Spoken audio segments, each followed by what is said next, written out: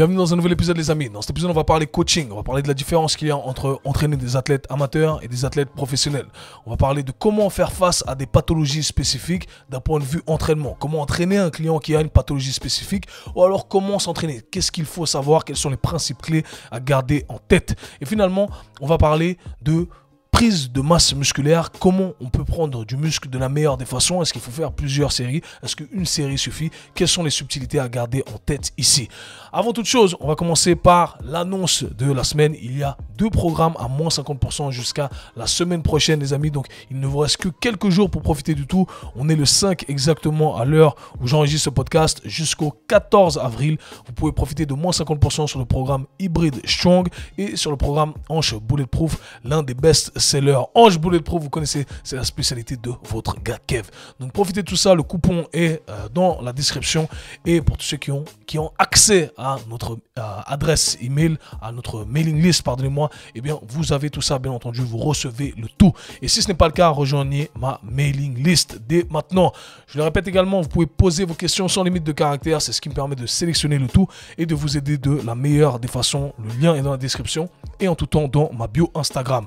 Commençons par les news de la semaine les amis. Alors première news de la semaine, la plus importante, c'est que je suis devenu papa pour la 2e fois. Mon fils Djamani Kouassi est né le 31 mars. Il est venu vraiment en avance parce que voilà, on est suisse. On vient pas à l'heure, on vient avant l'heure. Donc il est venu avant l'heure, il devait venir le 10 avril. Mais il est arrivé, ça s'est bien passé, la maman va bien, le petit va bien. J'ai posté une photo sur Instagram, vous êtes nombreux à m'avoir envoyé des messages. Merci énormément, ça fait chaud au cœur, j'ai pas pu répondre à tout le monde bien entendu. Mais sachez que ça me fait énormément plaisir et ça me fait toujours plaisir de partager mon quotidien, qui je suis, parce que voilà, la personne que vous entendez, la personne que vous voyez à l'heure actuelle, c'est la vraie personne, c'est Kevin en tout temps, Cassius Kevin, c'est voilà, c'est la vraie, c'est lui, c'est le vrai authentique personnage. Je partage les bons moments, les mauvais moments et j'espère que ça peut en inspirer plus d'un parce que je suis un coach certes, mais avant toute chose, je suis un papa qui est fier de l'être et qui est très investi et c'est important pour moi de propager ce message-là, surtout moi qui n'ai pas grandi avec cette figure paternelle, donc je cherche à devenir cette figure-là et j'espère que ça pourra en inspirer plus d'un. Voilà tout, les amis. Ah oui, et je dois bien entendu vous parler du retard qui a été induit par ces nouvelles-là. Normalement, le podcast sort le jeudi matin. J'enregistre le tout le mercredi. Mais là, c'était très compliqué. Parce que depuis que je dois faire cette petite backstory, j'ai mon premier enfant, Damien Kwame, qui ne nous a pas laissé dormir. C'était très compliqué avec lui, vraiment. C'était très compliqué. Pendant 2 ans et demi, on n'a pas réussi à dormir. Ça fait 2 semaines. 2 semaines, littéralement 2 semaines qu'il a commencé à faire ses nuits complètes dans sa chambre, tout se passait bien. Alors il y avait, c'était 4 jours on et 1 jour off où il se réveillait pendant la nuit. Mais bref, ça allait bien, j'avais mis en place ma routine du sommeil. Je vous en ai parlé durant un de mes podcasts, un vrai game changer. J'ai commencé à reprendre ma routine d'entraînement, je sentais que mon corps commençait à changer, je reprenais du muscle, je redevenais fort. Parce que là, je vous dis la vérité, pendant ces 2 dernières années, là, ce que vous voyez, c'est la pire forme de Kevin. Hein? La pire forme de Kevin, c'est ça. Attendez-vous à quelque chose de spectaculaire quand Kevin va retrouver la forme. Ça va pas être pour tout de suite parce que là, depuis que son petit frère est arrivé, eh bien c'est reparti. Là, il dort plus, il se réveille. Donc depuis le 31, j'ai pas dormi les amis, je suis extrêmement fatigué. Souhaitez bonne chance à votre gars Kev parce que je vais vivre de nouvelles péripéties. Je sais pas, je crois que j'aime pas la paix, j'aime pas le sommeil. Non, je rigole, j'aime trop mes enfants et voilà, j'ai hâte de partager ces moments avec eux. Ça vient avec son lot d'aspects négatifs bien entendu, mais c'est du positif de manière générale. Donc voilà tous les amis, je vous tiendrai informé. Deuxième news de la semaine, on a mon gars Gaël Monfils qui est back dans le top 50, dans le top 50, dans les rankings, dans les classements. Ça fait énormément plaisir. Donc Gaël Monfils, l'un des plus grands joueurs de tennis français. On va mentionner les trois grands joueurs de tennis français. Yannick Noah, on a Joe Wilfried Tsonga et Gaël Monfils. J'ai eu l'occasion de travailler avec Joe Wilfried Tsonga et avec Gaël Monfils. Gaël Monfils avec qui je travaille justement. Alors là, nos agendas, on peut pas se capter tout le temps. Il est beaucoup en voyage parce que il s'est pas arrêté depuis il a fait sa off-season avec moi. On a travaillé ensemble et ensuite il est parti depuis décembre. Du coup, décembre maintenant, il s'est pas arrêté complètement en voyage et il a fait tous les tournois et il est de retour dans le top 50. Donc ça fait énormément plaisir, félicitations à lui. Et encore une fois, il prouve au monde qu'ils ont tort parce qu'il l'avait condamné en disant que voilà, il est vieux, peut-être qu'il est temps d'arrêter, etc. Et le gars, non, il a envie de s'amuser, il est encore en forme. Alors il y a des bobos qui le freinent, c'est plus le même Gaël Monfils qu'il y a quelques années, mais c'est toujours le même gars athlétique, le même gars talentueux, le gars qui nous nous offre un show et il est extraordinaire ce mec-là. Donc je lui souhaite encore beaucoup d'années. J'espère qu'on aura l'occasion de continuer à collaborer ensemble. En tout cas, félicitations mon gars Gaël. C'est la fierté, c'est la fierté. Et je prends aucun crédit ici, bien entendu. Hein. C'est lui et lui-même et tout son staff. Mais c'est extraordinaire de voir que le gars a presque 40 ans.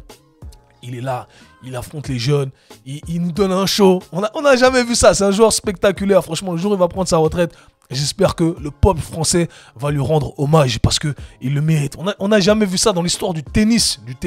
Un showman comme ça à faire des trucs qu'il fait. Bref, ça me rend extrêmement fier pour lui. Bien entendu, quand tu travailles avec quelqu'un, bien ça, c'est toujours quelque chose de particulier. Prochaine news ici, on a Andrew Huberman qui est dans la sauce, qui est dans une controverse pour la deuxième fois. D'ailleurs, j'ai parlé de la première controverse. Andrew Huberman, il a un podcast qui s'appelle The Huberman Podcast, qui est un des podcasts les plus populaires. Je sais pas, sûrement dans les top 5 des podcasts les plus téléchargés dans le monde. C'est un scientifique, il fait des recherches, etc. Il parle vraiment de tout. Hein. Il parle de sport, il parle de sommeil, il parle de nutrition, il parle de comment optimiser son cerveau, toujours en se basant sur des recherches. Il participe lui-même, fait des recherches, publie des recherches. Et voilà, et c'est devenu une référence. Son podcast a littéralement explosé lors de ces 2 dernières années. C'est devenu vraiment une figure dans l'industrie de la santé et du fitness de manière générale. Et récemment, il y a une journaliste du New York Post, je crois, qui a publié un truc sur lui. Voilà, un article qui est extrêmement long. Si vous voulez le lire, je vais essayer de mettre ça dans la description. Mais en gros, en disant que c'est un menteur, que c'est un polygame, qu'il profite des femmes parce qu'il a des aventures avec plusieurs femmes. Le gars, hey, je sais pas, il a trouvé un hack et puis apparemment, il l'a fait à l'envers à certaines femmes en disant oh non, mais je suis que avec toi, mais en fait, il est avec Brigitte aussi, il est avec Suzy. Hey, Andrew, on connaissait pas ce côté-là de toi.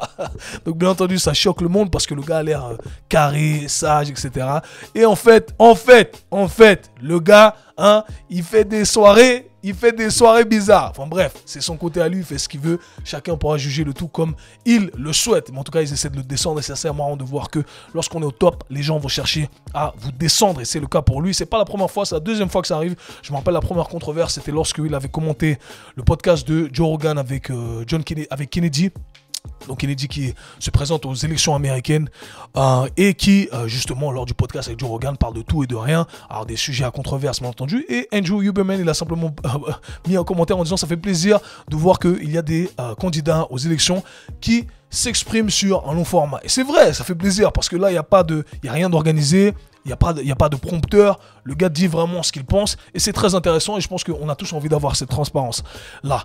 Et malheureusement, quand il a commenté ça, et ils lui sont tombés dessus, vous connaissez mon idée sur tout ce qui est cancel culture, je déteste ça, je pense qu'on doit avoir la liberté de dire ce qu'on a envie de dire, malgré le fait que ça en déplaise à certains. Ça doit s'appliquer à tous en tout temps. Et malheureusement, ils ont commencé à vraiment chercher à le nuire, ils ont enlevé ses publications, ses recherches scientifiques, ils ont vraiment essayé de salir son nom et je trouve que c'est malheureux malheureusement que ça se passe de cette façon-là. Quoi qu'il en soit, chacun portera son jugement. Prochaine news ici de la semaine, on a des procès qui ont été entamés à l'encontre d'Ozempic. Donc j'ai parlé de cette compagnie Novartis, cette compagnie danoise qui crée ces médicaments Ozempic et Wegovy, ces médicaments qui à la base étaient créés pour les diabétiques mais qui sont énormément populaires aujourd'hui pour la perte de poids et qui maintenant vont être distribués également partout en Europe mais qui aux États-Unis bien entendu ont fait énormément de succès dans la sphère hollywoodienne. Et quoi qu'il en soit, il y a des dizaines de procès qui ont été faits à l'encontre de cette compagnie-là pour des effets secondaires. Alors, je l'avais dit, j'ai bien entendu, je pensais bien que rien n'était gratuit, ok, c'était trop beau pour être vrai. Hey, on n'a que les bénéfices, il n'y a pas d'effet secondaire. Bien entendu, un truc comme ça devait arriver. Donc on verra ce qui arrivera. Et finalement, dernière news ici, un autre procès qui n'a rien à voir avec le domaine du sport, mais qui nous concerne quand même. Ici, on a un procès contre Netflix et Facebook. Facebook a vendu tous les messages. Ah oui. Alors Facebook et Netflix en procès parce que Facebook a apparemment vendu tous les messages privés de ses utilisateurs à Netflix. Apparemment, le CEO de Netflix et Mark Zuckerberg sont très amis et apparemment Zuckerberg aurait vendu toutes ces données-là Donc tout ce qui tourne autour de votre privacité, tout ce qui est privé, normalement toutes ces données, c'est légiféré, on n'a pas le droit de partager ces données-là, comme j'ai pas le droit moi de partager vos adresses email si vous consommez chez moi, etc. Eh bien, apparemment, Facebook aurait vendu, alias Meta, aurait vendu le tout pour 100 millions. Donc on verra ce qui l'adviendra, mais faites attention les mecs, vous êtes surveillés. Quand on dit, non, c'est privé, non, vous êtes surveillés les mecs, ils utilisent tout ça. Quoi qu'il en soit, passons directement à l'aspect technique des choses du podcast. Première question qui a été posée ici, quelles sont tes recommandations lorsque tu travailles avec un client qui a une scoliose? Est-ce que tu penses que l'on peut corriger les scolioses selon toi? Alors j'ai sélectionné cette question parce que je la trouve intéressante, vu que j'ai moi-même de l'expérience avec plusieurs clients qui avaient des scolioses. Je travaille à l'heure actuelle toujours avec un client qui a une scoliose et je pense que j'ai plusieurs choses à partager d'un point de vue expérience ici, et je vais me baser strictement sur mon expérience, mais j'ai bien entendu fait mes recherches là-dessus par le passé, à savoir que je vais répondre directement à la deuxième question. Est-ce que je pense que l'on peut corriger les scolioses? Alors, la recherche nous dit que non, qu'on ne peut pas corriger les scolioses. C'est le premier truc que j'ai fait, bien entendu. J'étais sur PubMed, les moteurs de recherche scientifiques, et on ne peut pas corriger les scolioses. Mais il y a toujours cette contradiction avec ce qui est propagé sur les réseaux sociaux. On a différents systèmes, différents professionnels, différents coachs, différents physios, etc. qui vont prêcher le contraire et qui vont montrer des photos avant-après. Et c'est toujours un peu complexe. Est-ce que c'est vrai? Est-ce que c'est pas vrai? Est-ce que c'est manipulé? Parce que la vérité, c'est que là, devant vous, je pourrais placer ma colonne vertébrale d'une certaine façon et dire, hey, vous voyez là, j'ai une scoliose, et ensuite la redresser et me dire, j'ai pas de scoliose. Donc la photo avant-après, est-ce que c'est pas plutôt dû à un certain contrôle de la colonne vertébrale, ou est-ce qu'on a vraiment altéré la structure? Assez compliqué de dire voilà, qu'est-ce qui est quoi. Maintenant, moi, je n'aurais pas la prétention de dire que l'on peut corriger la scoliose. Par contre, ce que je pourrais dire, c'est que peu importe si on a une scoliose ou pas, le principe va toujours être le même, d'accord? Et je pense que d'un point de vue pathologie de manière générale, ça va toujours être la même chose. On va pas chercher à travailler dans la douleur. Je pense que c'est très important de garder ça, d'éliminer tout ce qui nous fait mal. Et la clé derrière ce qu'on va faire, ici en parlant de la colonne vertébrale, donc pour ceux qui ne sont pas familiers avec une scoliose, c'est simplement une certaine courbature de la colonne vertébrale. Donc la colonne vertébrale n'est pas alignée comme elle devrait être d'un point de vue normal, disons. Eh bien, le principe reste le même. Je reviens à ce que je disais, ce que je voulais dire, c'est que, hey, on doit faire en sorte que la colonne vertébrale fonctionne comme une colonne vertébrale. C'est-à-dire, on doit faire en sorte qu'on ait toutes les fonctions de la colonne vertébrale. C'est là où on va chercher à analyser le tout, qu'une personne ait une scoliose ou pas de scoliose. On va simplement voir, hey, est-ce que tu arrives à exprimer toutes les fonctions de la colonne vertébrale? Et à partir de là, on va analyser des facteurs qui sont limitants. Et on va chercher à adresser ces facteurs limitants. Donc, vous voyez que le processus va rester le même. On va chercher à rétablir la fonction, peu importe la pathologie qui va être mentionnée ici, en l'occurrence la scoliose. Et je pense que c'est très important de voir le tout à travers ces lentilles-là. On ne peut pas se tromper et ça ne demande pas d'avoir des connaissances bien particulières sur un sujet quelconque. Si ça sort vraiment de notre domaine de compétences, parce qu'on voit qu'on ne peut rien faire et on se sent très limité avec même ces principes-là généraux, et bien c'est là qu'on peut recommander notre patient à un client, parce que je pense que c'est un coach qui a posé cette question, je ne me rappelle plus exactement, mais à un professionnel qui va être un peu plus compétent et plus calé sur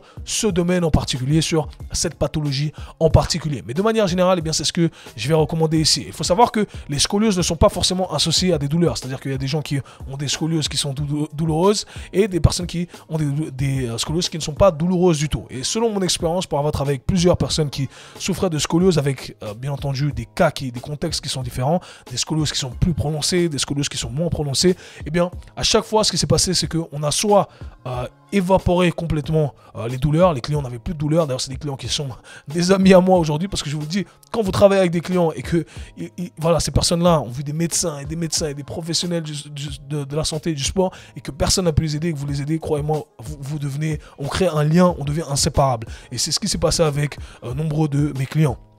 Et du coup, eh bien, où je voulais en venir, c'était que en rétablissant ces fonctions, en travaillant sur tous les facteurs limitants, la colonne vertébrale et toutes les autres articulations, eh bien, ce qu'on voit, c'est que le tout fonctionne de la meilleure des façons et que, éventuellement, eh bien, on se débarrasse de ces douleurs. Et encore une fois, je reviens à l'idée que qu'on ait une scoliose ou pas une scoliose, le principe va être le même, et où on va chercher à ramener de la spécificité chez cette personne va être le fait de encore une fois, la spécificité individuelle, donc travailler sur les facteurs limitants et de ne pas travailler dans les zones douloureuses si douleur il y a bien entendu, d'accord? Donc je pense que c'est ce qu'il y a à garder en tête. Ce qu'il faut savoir également, encore une fois, d'un point de vue expérience, comment je programmais le tout avec ces clients-là, c'est que la scoliose va venir avec certaines asymétries. On le voit, c'est assez flagrant. On va voir un côté des dorsaux qui est beaucoup plus prononcé, l'autre côté où vraiment c'est pas prononcé. Eh bien, moi, ce que j'ai fait avec quasiment tous mes clients, c'est qu'on a passé beaucoup de temps à chercher à apprendre, à recruter exactement les tissus qu'on avait du mal à développer. Okay, donc on a inclus beaucoup de travail unilatéral, beaucoup de travail d'isométrie, chercher vraiment, on a utilisé beaucoup de feedback tactile pour que la personne arrive à ressentir exactement les muscles que la personne doit chercher à ressentir et ainsi elle arrive à les développer. Parce que le problème c'est toujours le même, qu'on ait encore une fois une scoliose ou pas, ça va être plus prononcé lorsqu'on a une scoliose, c'est que il y a des parties du corps qu'on a du mal à développer parce qu'on a du mal à les recruter. J'ai parlé plusieurs fois de cette connexion cerveau-muscle qui a l'air un peu wou-wou comme ça, mais c'est exactement ça, ok? On veut apprendre à recruter au maximum ces tissus pour pouvoir ainsi les développer. Donc il y a plusieurs tactiques à mettre en place et si vous êtes un coach, eh bien, il faut penser à ça. Du travail unilatéral en priorité durant les premières phases. Ça ne veut pas dire qu'on va se débarrasser complètement du travail bilatéral, mais on va quand même mettre l'accent sur le travail unilatéral. Je pense que c'est un game changer et si vous souffrez donc de scoliose, eh bien, je pense que vous devriez vous attarder sur ça, bien entendu. J'espère que ces conseils pratiques vont pouvoir vous aider ici. Prochaine question qui a été posée de Nicolas Bretola. Salut, déjà un grand merci pour la qualité et la quantité de tout ce que tu partages. Tu es selon moi une inspiration et une référence. Merci beaucoup Nicolas, c'est très apprécié. Une question que je pose souvent aux coachs qui ont de l'expérience avec plusieurs clientèles. Quelles sont pour toi les différences entre entraîner des athlètes professionnels versus amateurs? Au niveau du challenge, au niveau de la reconnaissance, de la rémunération, de l'investissement personnel, des compétences, etc. Est-il possible d'être un bon coach sur les deux tableaux? Merci à toi, force.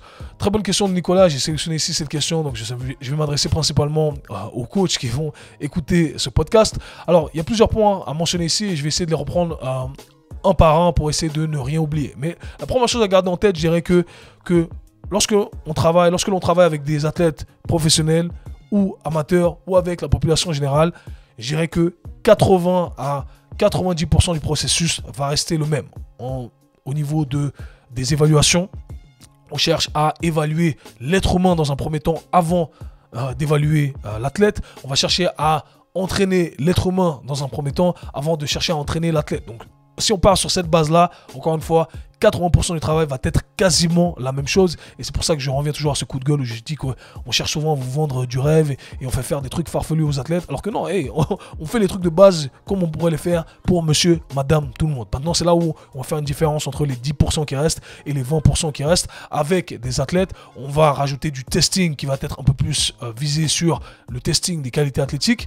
Et là, bien entendu, chaque coach va avoir son propre panel de tests à faire. Mais de la même façon qu'on entraînerait la population générale, chaque entraînement va être un test, ce qui va nous permettre de placer des repères, de se dire hey, tu as fait ce temps-là durant ce sprint-là, etc., etc. Maintenant, la différence également avec la population générale, je me permets de mentionner ça également, c'est qu'on va utiliser des modalités d'entraînement et des intensités qui vont être plus poussées, des intensités plus élevées, bien entendu, qui n'est pas nécessaire pour la population générale. Donc, de manière générale, c'est ça. Entre athlètes professionnels et amateurs, la différence, encore une fois, va être au niveau des amateurs. On parle de quel amateur? On parle d'ados de 12 ans ou est-ce qu'on parle de quelqu'un qui a déjà 17 ans, 18 ans, qui est sur le point de transitionner éventuellement, de devenir professionnel? C'est là où vraiment ça va dépendre au niveau de l'expérience. Mais je dirais que si on a déjà de l'expérience en tant qu'athlète amateur, au niveau préparation physique, on a 17 ans, on a déjà travaillé avec des préparateurs physiques, etc. Eh bien, je pense qu'il n'y a pas de différence d'un point de vue, encore une fois, testing, d'un point de vue modalité d'entraînement. On va pouvoir utiliser plus ou moins les mêmes choses. Et je dirais que même d'un point de vue athlète professionnel, il y en a plein qui n'ont jamais expérimenté de la préparation physique de haut niveau de qualité. Donc encore une fois, il va falloir introduire les choses graduellement. Mais je dirais que les modalités d'un point de vue global restent les mêmes que l'on travaille avec des athlètes professionnels ou des athlètes amateurs. Au niveau du challenge, alors, il y a plusieurs challenges auxquels on va faire face en fonction des athlètes avec qui on va travailler. Lorsqu'on travaille avec des athlètes amateurs, le challenge va être encore une fois de garder le tout assez peut-être ludique en fonction de l'âge de la personne avec qui on travaille. Avec les athlètes professionnels, eh bien, hey, on peut être un peu plus pro, on peut être un peu plus strict sur certains trucs. Et encore une fois, ça va dépendre des athlètes avec qui on travaille. J'ai donné l'exemple de Gaël Monfils. Gaël Monfils, je travaille très différemment avec Gaël Monfils qu'avec les autres athlètes avec qui je travaille. Parce que Gaël a besoin d'avoir il a besoin de s'amuser. Ça doit être fun. Donc, on travaille sous forme de challenge. Je vais faire les sauts avec lui. On va créer de la compétition. Donc, je pense que, encore une fois, c'est très individuel et il n'y a pas de règle générale ici, d'accord. Mais je dirais que ça va être le challenge principal ici va être de s'adapter à l'individu, peu importe qu'il soit professionnel ou amateur. Maintenant, d'un point de vue reconnaissance, bien entendu, on aura plus de reconnaissance en travaillant avec des athlètes qui ont une certaine fame, qui ont une certaine médiatisation autour d'eux, parce que ça dit, hey, t'as entraîné lui, etc. Donc, ça donne toujours une certaine reconnaissance auprès des autres gens. Mais c'est là où il faut faire attention, parce que malgré le fait que moi, j'entraîne certains athlètes de haut niveau, eh bien, je trouve que c'est pas un facteur qui détermine un savoir quelconque. Je connais des gens qui travaillent avec des athlètes du plus haut niveau, des gens de renommée, et je trouve que c'est des coachs bidons. Donc, encore une fois, c'est parce que vous devriez pas juger un coach sur ça. Et je le dis encore une fois, moi, j'aimerais pas qu'on me juge uniquement sur ça. Je travaille avec tel, et on va juger sur la qualité du travail que je transmets ici. Et à partir de là, c'est une bonne base pour juger le tout, mais pas le nom simplement de la personne avec qui on travaille, ça ne veut rien dire. Quoi qu'il en soit, aux yeux du grand public, bien entendu, ça va vous donner une certaine reconnaissance en travaillant avec des athlètes professionnels. Ceci étant dit, je dirais que si vous êtes un très bon coach qui avait déjà transformé plusieurs athlètes amateurs, et bien d'un point de vue reconnaissance, vous êtes le gars qui ramenait les athlètes amateurs au niveau professionnel. Et ça, c'est pas à négliger. J'ai connu énormément de coachs aux États-Unis. Aux États-Unis, c'est une grosse industrie. Hein. C'est la plupart des gens que vous entendez dire hey, j'entraîne des athlètes. Et en fait, c'est des athlètes amateurs qui sont sur le point de pivoter éventuellement et de devenir des athlètes professionnels. Et ça va très vite, bien entendu, professionnels du plus haut niveau, etc.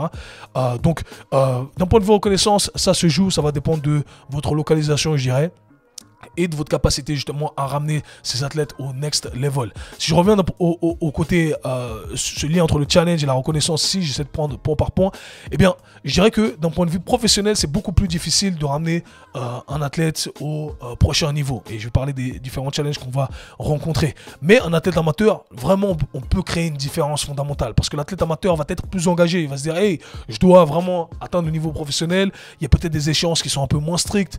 Eh bien, et là, il va pouvoir faire tous vos entraînements à la ligne, il va tout respecter, il va vraiment suivre tout ce que vous allez recommander. Vous allez être la personne de référence. Il y a peu de gens qui vont interférer également avec l'athlète, parce que lorsque vous passez du côté professionnel, il y a tout le staff de l'équipe, il y a le staff personnel, il y en a un qui va dire un truc, un qui va dire l'autre truc. C'est un peu compliqué de gérer tout ça. Ensuite, l'athlète doit prendre ses décisions et se dire, ok, je vais écouter lui plutôt que lui, je vais sauter ça, et je vais faire plutôt l'entraînement de l'autre. Donc, vous voyez, c'est un peu compliqué. Donc, je dirais que d'un point de vue reconnaissance personnelle aussi, il y a le fait qu'un athlète amateur, on peut vraiment le ramener au next level d'un point de vue conséquent, et ça peut énormément vous aider sur tous les aspects. Maintenant, le prochain point qui est mentionné ici, c'est la rémunération. La rémunération, eh bien, bien entendu, c'est pas quelque chose à négliger. Si vous êtes un athlète, vous travaillez avec des athlètes professionnels, là encore une fois, ça va dépendre de l'athlète avec qui vous travaillez. Si vous travaillez avec les athlètes comme des footballeurs, des basketteurs, des joueurs de tennis qui sont dans le top 100, eh bien oui, là ils vont avoir de quoi vous rémunérer, ils vont avoir une certaine somme à allouer à leur préparation physique. Mais encore une fois, pas tous les athlètes. Vous parlez de combattants, d'athlètes olympiques, c'est très compliqué de vous avoir que pour eux en face à face. Peut-être que pour du coaching en ligne, oui, c'est possible, mais c'est un peu plus compliqué. Je dirais que pour beaucoup d'athlètes, les athlètes olympiques n'ont pas forcément un pouvoir d'achat qui est aussi élevé que les autres athlètes. Donc, ça sera à vous de soit donner de votre propre personne et se dire, hey, je vais négliger un peu de mon côté, le côté financier du tout, parce que j'ai foi en cet athlète et on peut faire un truc. Et éventuellement, si vous l'amenez ensemble tous au prochain niveau, eh bien, vous allez être rémunéré à votre juste valeur. Maintenant, je dirais que l'avantage du côté amateur, d'un point de vue rémunération, c'est que éventuellement vous allez travailler avec des parents qui ont de quoi vous rémunérer. Et là, hey, c'est un bon investissement. Ce sont les parents qui éventuellement ont un pouvoir d'achat et qui vont payer vos séances. Et là, vous pouvez peut-être être mieux rémunéré que de nombreux coachs qui travaillent avec des athlètes professionnels, encore une fois. Donc, tout est relatif, à vous de trouver la niche qui vous correspond. Et à partir de là, eh bien, vous allez pouvoir éventuellement être rémunéré comme vous le souhaitez. Maintenant, l'investissement personnel, c'est le prochain point qui a été mentionné ici par Nicolas. Et je dirais qu'en travaillant avec des athlètes professionnels, il y a beaucoup plus d'investissement personnel, dans le sens où il y a trop de fluctuations, il y a trop de changements. Il y a une blessure pendant un match, on doit changer ça, le physio a dit ça, il n'a pas bien dormi ce truc-là, il y a tellement de trucs en fait, sur un programme de 3 semaines, vous n'allez jamais respecter le programme de 3 semaines. Alors qu'avec un athlète amateur, il y a beaucoup moins de fluctuations. Du coup, d'un point de vue investissement personnel, je dirais que c'est plus facile à gérer. Maintenant, au niveau des compétences, les compétences selon moi restent les mêmes. Si vous êtes un bon coach, vous savez entraîner les athlètes amateurs comme les athlètes professionnels, comme la population en général. À vous, encore une fois, de vous spécialiser dans certains trucs, développer plus de connaissances sur le développement de certaines méthodes, etc. Mais de manière générale, je dirais que les compétences doivent être acquises de manière équivalente pour les athlètes professionnels que les athlètes amateurs. Je dirais que si vous êtes dans une localisation où vous pouvez entraîner de nombreux athlètes amateurs qui sont sur le point de pivoter, eh bien, c'est assez intéressant de travailler avec des athlètes, des athlètes amateurs. Et vous pouvez faire les deux, bien entendu. Moi, j'ai déjà fait les deux par le passé. J'étais très content de faire les deux par le passé. Aujourd'hui, je travaille que avec des athlètes professionnels et la population générale. Mais il n'y a pas de règle absolue, comme vous l'aurez compris ici. Donc, à vous de trouver le meilleur système pour vous. Et comme je l'ai dit, éventuellement, vous allez devoir peut-être vous sacrifier. Donc, Nicolas, merci pour ta question. J'espère que ça t'a aidé ici. Passons à la dernière question du jour qui a été posée par Manu. Qu'est-ce que tu penses du One Set Principle? Que, soi-disant, les multisets, c'est de la perte de temps vu que le muscle a juste besoin d'être sous tension pendant un certain temps, dépendant de l'objectif, hypertrophie, etc. Alors, j'ai déjà abordé ce sujet. Je vous inviterai à aller écouter ce podcast. Je ne me rappelle plus d'ailleurs, mais j'ai parlé de ça. Alors, ce sujet est souvent associé à au fait d'aller à l'échec et de ne pas aller à l'échec. Donc, on va essayer de résumer le tout. Il y a deux camps dans l'industrie du fitness qui tendent à dire des choses qui sont opposées. Et je pense que ces deux camps s'entretuent parce qu'ils ne se comprennent pas fondamentalement, ils ne comprennent pas les détails, les nuances de chacun de ces camps. Alors, d'un côté, on a les gens qui disent il suffit de faire une série. Si tu ramènes cette série à l'échec, eh bien, tu n'as pas besoin d'en faire plein. Tu as envoyé le signal maximal pour construire du muscle. Okay, et de l'autre côté, eh bien, on a l'autre camp qui dit non, il ne faut pas aller à l'échec. Aller à l'échec, c'est pas intéressant, mais on va être proche de l'échec et on va faire plusieurs séries. Et c'est ce qui va nous permettre de construire du muscle. Et il s'avère que les deux construisent du muscle parce qu'on a des recherches qui montrent le tout, des comparaisons. Et on a effectivement des gens qui prennent du muscle avec une série et des gens qui ne prennent pas qui prennent du muscle avec plusieurs séries à proximité de l'échec, mais qui ne vont pas à l'échec. À l'époque, j'ai déjà mentionné le nom de ce bodybuilder dans plusieurs épisodes. Je ne me rappelle plus maintenant de son nom exact, mais à l'époque de Arnold Schwarzenegger, eh bien, il y avait ce fameux bodybuilder, maintenant ça m'énerve que je ne l'ai pas, mais je l'ai sur le bout de la langue, qui justement se vantait ou c'est même lui qui a exposé ce One Set Principle, qui est le principe de une série. Et il ramenait une série à l'échec par groupe musculaire. Donc il allait à la salle, il faisait une série par groupe musculaire. Mais c'était des vraies séries à l'échec, c'est-à-dire qu'on atteignait l'échec concentrique, on n'arrive plus à monter la barre, imaginons, lorsqu'on fait des squats, et ensuite l'échec excentrique également. C'est là où un partenaire venait aider pour remonter la barre et on essaie de contrôler la descente. On remonte à l'aide du partenaire, on contrôle la descente, ou alors on fait des cheat reps, ok? Mais là, on a complètement vidé le réservoir. Et effectivement, alors ce qu'il faut comprendre, c'est ça, c'est que le signal maximal qui dit à votre corps, hey, tu n'as pas assez de ce truc, j'ai envie que tu en construises plus, c'est le fait d'être à l'échec, ok? Et si on fait si on va vraiment à l'échec complet, on n'arrive pas à rajouter plus, comme l'exemple que je viens de mentionner, eh bien, c'est le signal maximal qui dit à son corps, hey, il faut que tu me donnes plus de ce truc-là. Et c'est effectivement pourquoi on arrive à construire du muscle avec une série. On a accumulé tellement de temps sous tension parce qu'on a rajouté l'échec concentrique plus l'échec excentrique et c'est du vrai échec. Eh bien, hey, on a envoyé le signal maximal. Cool, on arrive à construire du muscle de la meilleure des façons.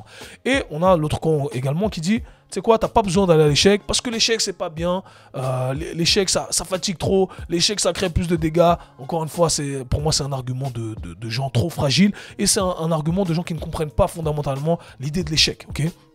Le concept, c'est pas échec ou pas échec.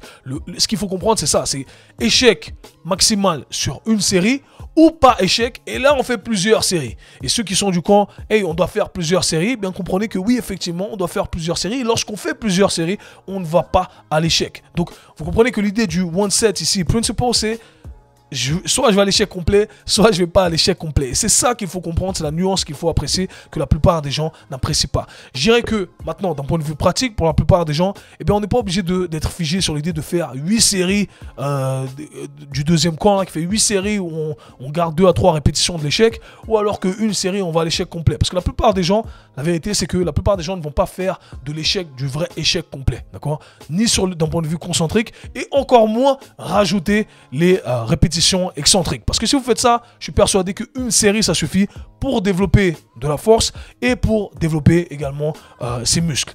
Est-ce que c'est optimal? Est-ce qu'on peut optimiser mieux? Je pense que d'un point de vue pratique, encore une fois, j'ai parlé d'un point de vue empirique uniquement ici, je pense que la réponse se trouve un peu entre les deux. On va pas aller à l'extrême de faire toutes les séries qui sont demandées, mais 2 à 3 séries, avec une série poussée à l'échec vraiment complet, je pense qu'on maximise le tout. Je dirais même qu'avec 2 séries pour la plupart des groupes musculaires, on s'en sort très bien. Faites une première série où vous arrivez à l'échec concentrique, la deuxième série éventuellement où vous videz complètement le réservoir, ou même la première série où vous gardez 1-2 reps en réserve avant d'atteindre l'échec complet, ou 1-2 reps à proximité de l'échec, et la dernière série où on vide le réservoir complet, et on aura travaillé sur plusieurs qualités même éventuellement, ok, sur le fait d'accumuler plus d'endurance musculaire à faire ces séries, ok. Et la dernière, on vide complètement le réservoir. Donc j'ai déjà mentionné le tout, comment je l'organise d'un point de vue pratique.